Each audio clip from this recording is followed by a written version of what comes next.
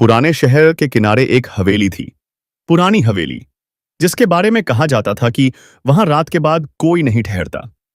अमन, जो चीजों को परखने में विश्वास रखता था, ने ठान लिया कि वो इस हवेली में एक रात गुजारेगा। रात के 11 बजे वो हवेली के अंदर गया। सब कुछ धूल से ढका हुआ था। दीवारों पर पुराने फोटो टंगे थे, लेकिन अजीब बात यह थी कि हर फोटो में लोगों के चेहरे खुरचे हुए थे। अमन ने सोचा, बस अफवाहें हैं। जैसे ही वो एक कमरे में पहुंचा, दरवाजा अपने आप बंद हो गया। थक कमरे में घुप अंधेरा छा गया। फिर किसी ने उसके कान के पास धीरे से फुसफुसाया, तुमने दरवाजा क्यों खोला? अमन घबरा गया। उसने जल्दी से लाइट जलाने की कोशिश की, लेकिन स्विच काम नहीं कर रहा था। तभी उसने देखा, दीवार पर एक नया फोटो उभर आया था।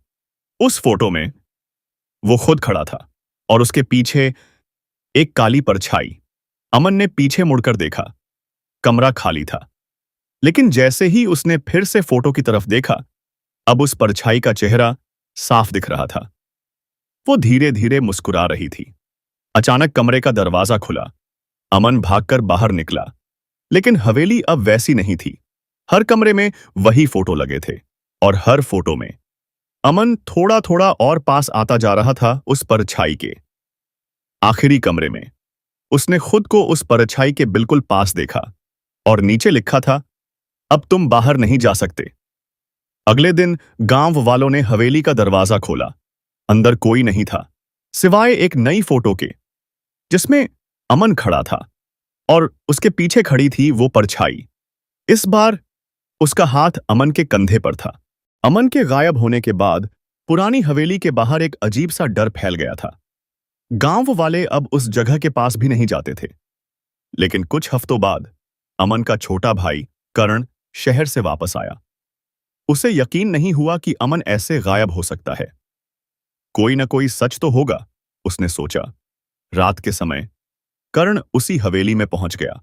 दरवाजा खुद ब खुद खुल गया, जैसे कोई उसका इंतजार कर रहा हो। अंदर घुसते ही उसे ठंडी हवा का झोंका महसूस हुआ। दीवारों पर वही पुराने फोटो लगे थे, लेकिन इस बार कुछ अलग था। हर फोटो में अमन अब उस काली परछाई के और भी करीब खड़ा था। करण का दिल जोर से धड़कने लगा। अचानक ऊपर वाले कमरे से आवाज आई। करण! वो आवाज अमन की थी। करण भागता हुआ ऊपर गया। कमरे का दरवाजा धीरे धीरे खुला। अंदर अमन खड़ा था, लेकिन उसकी आंखें खाली थीं और चेहरा बिल्कुल शांत। कर्ण खुशी से उसकी तरफ बढ़ा। भैया, आप ठीक हो? अमन ने उसका हाथ पकड़ लिया। उसका स्पर्श बर्फ जैसा ठंडा था। अमन धीरे से मुस्कुराया। अब मैं अकेला नहीं हूं। कर्ण घबरा गया। मतलब? तभी दीवार पर लगे सारे फोटो एक साथ हिलने लगे, और हर फोटो से वो काली परछाई बाहर निकलने लगी। कमरा परछाइयों से भर गया। कर्ण चिल्लाया, मुझे जाने दो। अमन की आवाज बदल गई। अब वो गहरी और डरावनी थी। यहां जो आता है, वो कभी वापस नहीं जाता।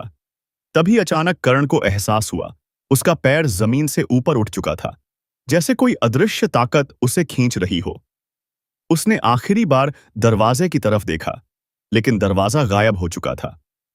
अगली सुबह गांव वालों ने हवेली की दीवार पर एक नई फोटो देखी। इस बार उसमें दो लोग खड़े थे, अमन और कर्ण, और उनके पीछे अब सिर्फ एक नहीं, कई परछाइयां खड़ी थीं। नीचे लिखा था, हम अब और भी मजबूत हो गए हैं।